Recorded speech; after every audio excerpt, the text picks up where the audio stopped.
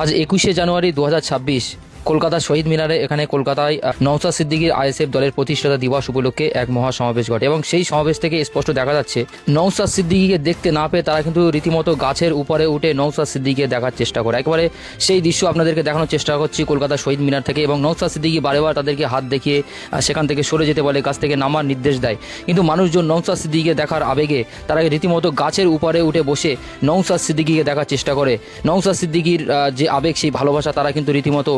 ধরে রাখতে পারছে না। রীতিমতো নওশাদ সিদ্দিকীকে দেখার জন্য তারা কিন্তু গাছের উপরে উঠে বসে নওশাদ সিদ্দিকীকে দেখার চেষ্টা করছে। আপনাদেরকে একবার সেই চিত্র দেখানোর চেষ্টা করছি কলকাতার শহীদ মিনার থেকে।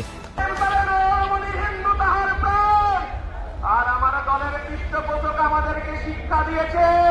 নানা ভাষা, নানা মত, নানা পরিধান, বিবিধের মাঝে কবিতা মহান।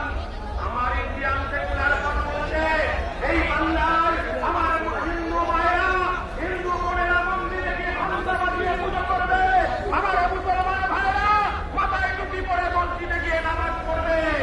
আর আমার মতুয়া ভাইরা তারা ঘণ্টা বাজিয়ে হরিচাঁদ গুরুদেবের পুজো করবে, আর আমার সাঁওতাল ভাইরা, আমার আদিবাসীরা ভাইরা তারা ঘণ্টা বাজিয়ে টুসু পুজো করার পুজো করবে, আর জমি জঙ্গলে অধিকার নিয়ে রাস্তায় থাকবে, আর আমার খ্রিস্টান ভাইরা গির্জায় গিয়ে প্রার্থনা করবে। আমরা এই সম্প্রীতির বাংলা দেখতে চাই। মমতা বন্দ্যোপাধ্যায় যখন আমার চেয়ারম্যান, এই বাংলার অধিকার, এই বাংলার যুব সমাজের কর্মসংস্থান, এই বাংলার খেটে খাওয়া মানুষের কর্মসংস্থান, এই বাংলার আশা কর্মী, এই বাংলার অঙ্গনারী কর্মী, এই বাংলার সিআরএস, এই বাংলার সিভিক পুলিশ, এই বাংলার অধিকার নিয়ে রাস্তায় যখন আমার চেয়ারম্যান বলছে কেন ওবিসি বাতিল করে দেওয়া হলো, ওবিসির অধিকারে ফেরত দিতে হবে, কেন ভুয়ো এসটি এসটি সার্টিফিকেট দেওয়া হবে,